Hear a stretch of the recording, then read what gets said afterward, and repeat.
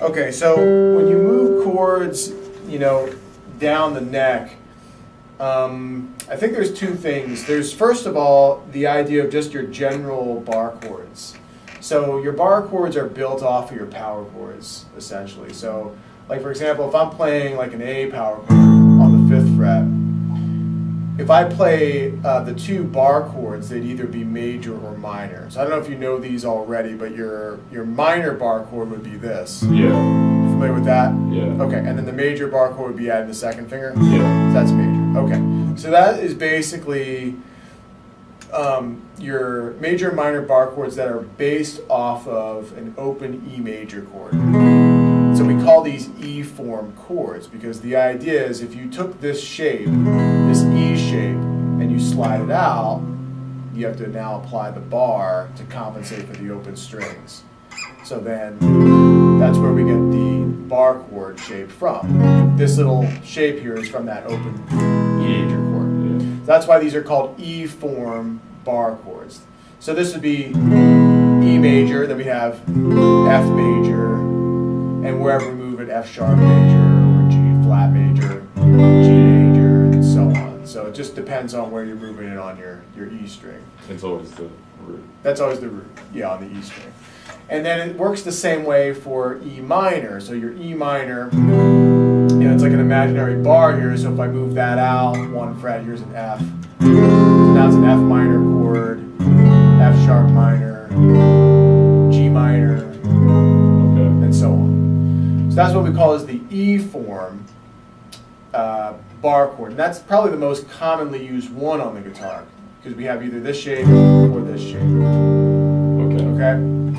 So the other one that's probably the second most common is the A form. So if I had, for example, like an A minor chord, if I was going to play like this. The root would be the A string. Right, it's on the A string. So you'd move the E. So if I move it out, what happens is everything comes over 1 fret. So here I move over and then I have to bar.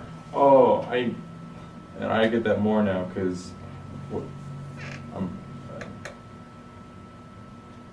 this would be the A on this chord right here. Yeah, your third finger is the A. And this, so it's 2 A's and then we slide it. Yes. It now becomes an A sharp or a B flat. Yeah, exactly. So they just move that shape out now. Yeah, so that's what we refer to as this is an A form bar chord, or this is an A minor form bar chord. So the guts of it are the same, or the shape of it is the same. So if we move it out to whatever fret, like on the 2nd fret it's a B, so now it's a B minor chord. And then we have C minor. So it's all based off of the A string. And how would you make it a major? I mean, I know the major is this. Right. But it seems a little hard to bar it. It is. So it's a little bit more challenging to do that. Now, yes, this is your A major chord. And power chord if you wanted to. This right here? Like that. Yeah, you could do that. So, but here are 2 ways you can do it to move it out the neck. Here is the A major. So if you slide it out, then you get the bar here. And then you are sliding this out. These are all major chords. Yeah. Now, I typically don't play it that way because it gets to be a little bit of a squeeze with the 2nd, 3rd, and 4th finger. Yeah, especially the farther down you Exactly. So instead, it's basically like doing this, but instead of with the 1st finger, I do it with the 3rd finger. go. Okay, the root. Okay. So then when I move that out, it's kind of like a power chord. it's about like a power chord. But because you're adding in that note on the 2nd string, that's the note that makes it major now. And you make sure to mute the E still, the high E. Yeah, and even if you're barring it, even if you play it, the note that you're fretting on the E string is a note that's in the chord somewhere already. So it's okay if you play it. Okay. In fact, I generally have my 1st finger on it because I use it for the leverage.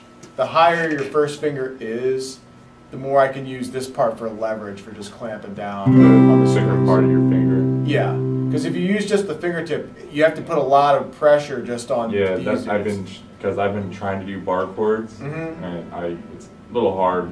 'Cause I don't have like calluses down the side of my finger to make it easier. Yeah. My fingers are kind of still like squishy, I guess you could say. Yeah, bar chords are always like the weirdest thing to start with, the hardest thing to do on the guitar because of the pressure and everything. But it's better, I think, to extend your first finger above the fretboard so you have more leverage to clamp down. So it's okay on generally every bar chord that you are hitting that E string because it's just a note that's in the chord already. It's usually just below the root. Okay. As long as you know that the root It's like an octave change, kind of. Yeah, exactly. So if I play this C chord, this note right here is the G. And then that would be a G lower. Lower G, yeah. So it's okay. As long as you know that your root is on the A string, then it's fine. So you know where to put it. Yeah. But I'd rather do that than just the fingertip because It sounds fuller anyway. It sounds fuller, yeah. In fact, like to thicken up your power chords, you could do the same thing. You could fret the E string if you're playing power chords. Yeah, because I see, I like Nirvana, so I've been watching a lot of live, and like, what song is it? I think it's Sappy. He goes, oops. And then he leaves his fingers here, and he does that. And I was like, I've never really never tried it, so I'm not sure if you mute the A string or you press it down. Well, if you press it down, it makes it sound thicker. So if you're playing this, it just gives it a thicker sound. So it's kind of a trick, like for like these like heavy metal guys or progressive guys that play with like a lot of overdrive and distortion, but like to drop their tuning to get that kind of sound. We can get the same kind of thing if we just bar it. So I'll give you an example. Let's say I was playing, A string roots. So I was doing.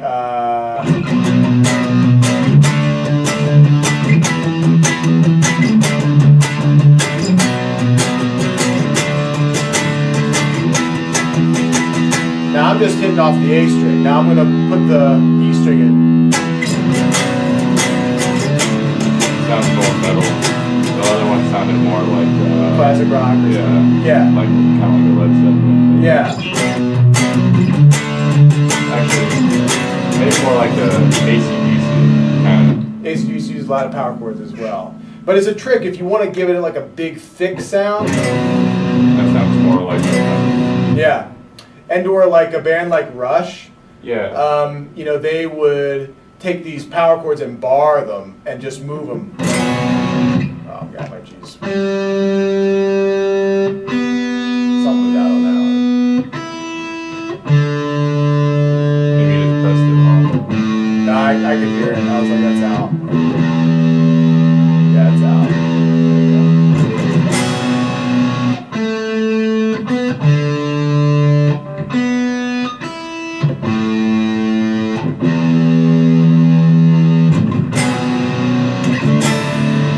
So they would just move these around.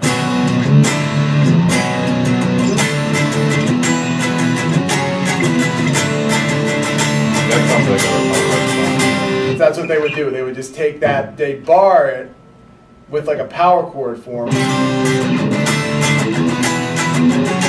also sounds like Thin Lizzy. So that could be a device that they're using is barring basically a power chord. And then you get that note in there. But not the high E. And the high E is fine too. But it's not a major chord. It's not this. It's not minor. With that, it's that.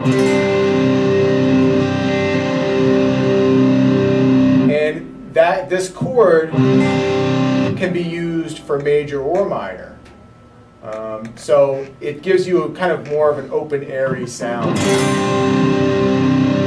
What would that be considered, a major or a minor? I know it's Sus neither. 2. It's a sus. Sus 2.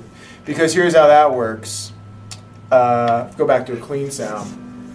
If you are playing an A chord, Yeah, that's the major. that's major, right? Well, the pinky note is what we call as the third, or the major third. And so the note that you're holding on your pinky is a C sharp. Yeah. Okay, so from A to C sharp, we have A to B is a whole step, so that's a second, and then B to C sharp, that's another whole step, so that's your third, major third. 2 whole steps away, so we have basically A, B, and C sharp.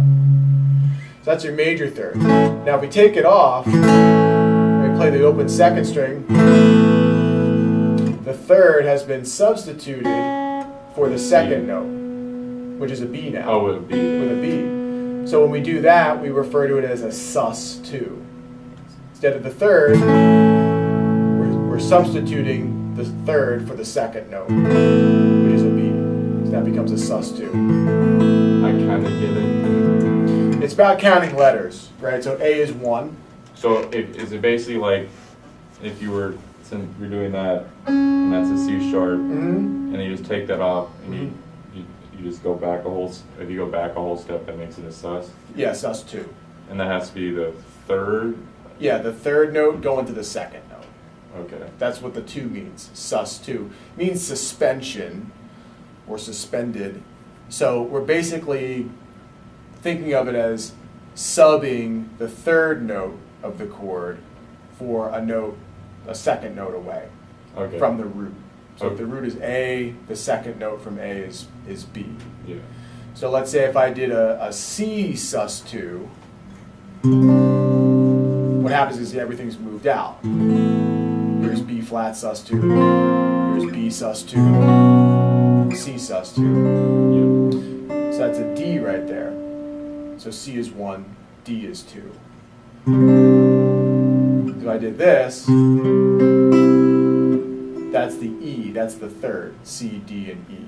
Okay. So we're taking that third, and with the bar, I'm playing it over here, and now it's a sus2. Okay. So this bar chord is a sus2 bar chord. And it just, wherever you put it, it's a sus. Yeah, it's always a sus2 wherever you play it. Yeah, but depending on where you play, it's like a F sus2 or is it just a sus2? F sus2. So like F is on the 8th fret. Take the same shape as an F sus2. Okay. And then you move it back. If you move it back to where you originally played it, it's a C sus2. Okay. So I would play like a D sus2. Here's a D on the 5th fret. So that's a D sus2. Okay. And this concept gets used off of an open D chord a lot. Because if you play an open D chord and take your second finger off, you get the open E string now. So we went from the F sharp, which is the third, D, E, F sharp, it's the major third. When you take it off and it goes to the E, that's 2. D and E is 2. So now it's a D sus2 just by taking your second finger off. Does that make sense? Yeah. So that's the whole sus2 thing. And then there's also sus4. There's sus2 and sus4. So sus4 means you're subbing the third note of the chord for a 4th note. Okay. So if I'm playing a D chord, here's the third, F sharp, and I'm thinking of all this based off of from the note D. So if I count D as 1 and I want to go up 4, I have D, E, F sharp, G is 4. So if I play a D chord, here's my F sharp, but if I put my pinky down here, that's a G. So that's now a D sus4. So that concept of sus2 and sus4 gets used all the time off of a D chord because those notes are just on the first string. Here's D major, D sus2, D major, and then the pinky comes down onto the G, sus4. So yeah, I was playing that because I did that and I was like, what song is that? And it's pretty much like free falling. yeah, there it is. Yeah. That is that concept of just moving the note around off of the one chord. Of course, he goes to. So this is an A sus4 Because if this is A major, pinky's on the third, the C sharp. If I scoot it over to D, that's 4. A, B, C sharp, D is 4. So now I have A sus 4. So here's A sus 4, A major, A sus 2. So these are actually ways that you can embellish just the same chord. So if I want to sit on A for a while, if I just sit on the chord, it's going to sound boring after a while if I just strum it. But if I start moving some notes around,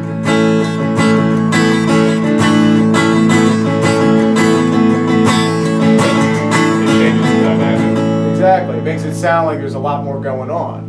You're able to kind of put a melody together with the chord because you're able to move some notes around off Just of it. lifting the finger and putting it somewhere else. Mm-hmm. Yeah, so you should try that off of the A chord. Just try various combinations, and also off of the D chord. Yeah, actually, I knew that because when I first started, I tried learning Queen. The love something. Mm-hmm. Where it's Yeah. and then They do that now too. yeah, you just every Crazy song- Little Thing Called Love? Yeah, Mm-hmm. I didn't really know what that was, but I just Mm-hmm. tried it. That's Yeah. kind of why I started taking lessons because I was like, just because I can do it, I like knowing what I'm doing. Good. Yeah. That's. I think that's the same reason why I started. You know, it's like, well, how's this stuff work? Because now that I'm taking lessons, I can start doing things because now I know what chords are, like major, minor, number, and sus. Right. But it also makes it easier to put things together. Yeah, for sure. I feel like if you know how it works, you can put it together. Yeah. If you don't know how it works, it's like I don't know how a car engine works, so I'm like I can't put that Take it together. apart, I'm not gonna be able to put it back together. Yeah, if you know, right? So that's the way I look at this. And those give you the tools to ultimately learn songs independently. If you know all these different concepts of how they work, then you can kind of figure out how songs work. Yeah. Which would be one of the goals behind it is you can kind of figure it out, but also you can be creative with it. So, but anyway, that was we started with the bar chords, and then I said, all right, well, we went from A major to A sus 2, A sus 4. You can play that game off of A minor as well.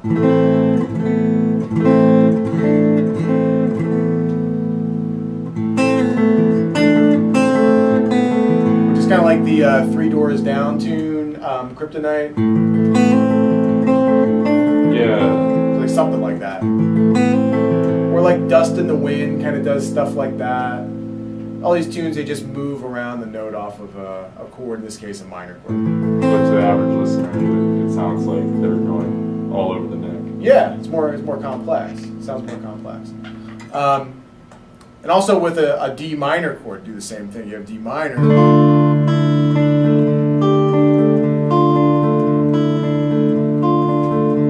So I'm taking, now the G is still the sus 4. You just First finger is the minor third now. the F, and you just lift it. Yeah, and that's the sus 2. And just from going from an F to an E makes it a sus 2. Yeah, because E is still 2. D, and then E is 2. Because the root is a D chord. Oh yeah, okay, I get it. It's all based so off you the go root. off the root. So you don't pay attention to this note. Just, Not so much. It's like, okay, everything's based off of D because it's a D chord. okay. So that's why when it's the major and it's the A, Mm-hmm. and you go here, Mm-hmm. that makes it a sus 4. Right. Because it's an A and this is a B. Yeah, That's all right. C, a D. A D. That's It's a 4 A. away. That's 4 away. Okay. Mm-hmm. So the third is what makes it major or minor, but the sus 2 and the sus 4 can be the same. Okay. So you can use them in a minor chord and in a major chord most of the time. Okay. Yeah. So that was just examples off of A and off of D. Now there's ways to move these out, move these around. Yeah, so that's D minor. That's D minor. D sus, because you played D sus 4 actually. Yeah. D minor, because yours F is the minor third. And then that's D sus 2. That actually is a good way for me to learn the third of each chord that I know. Yeah. If you know where the third is, you can kind of move it around. Because I know, like, a G, this is the root. Mm-hmm. And then, I wouldn't know where to start. Your first finger is the third. So this is the B right here. So how would you determine? I know you know how, but how do you find that's the third? Because this is because that's another G. Mm-hmm. So that's, okay, I get it now. Yeah, so you have to identify what the notes are that you're playing. And then it's just a matter of counting. So what if it's, like, see, this is the E minor, or the E major, and this would be the E? Yeah. And this one is this is a B, right. And that's a G sharp. Right. So which one would be the third? So you're basing it off of E, because it's an E chord. Okay. So E is 1. Yeah. So if you count letters up from E, the next letter after E is F. Oh. Or an F sharp, or yeah. Okay, so from the root you count up. That makes sense. Yeah. Okay. That's so this would be the third. So your second finger is a B. So you have E, F, G, A. B would be 5. So that's the That's fifth? the fifth. Yeah. The B is the fifth. Your first finger is the G sharp. So E, F, G sharp would be the third. Okay. So that's the major third right there is the G sharp. So I would lift this finger up. So this one, if you lift it off, you're going to go to a G. So what happens there is you're going from the major third, now it's a minor third. It's a minor. Okay. That goes from a major third to a minor third that way. To make it a sus 4, the pinky comes down onto the A. So that's an E sus 4. Okay. Yeah, which is a cool sounding chord. So here's E major, E sus 4.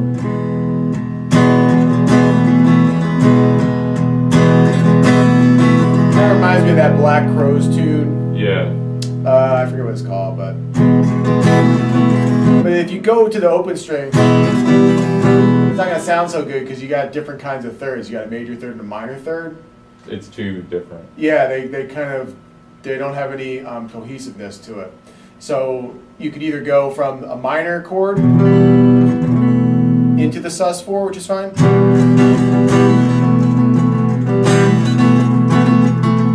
That kind of adds like. So I like when I listen to chords, I don't really. I kind of just go like by emotion, and going from the minor to like the sus kind of gives it like a hopefulness within it, I guess. Yeah, it's very dark sounding from the minor.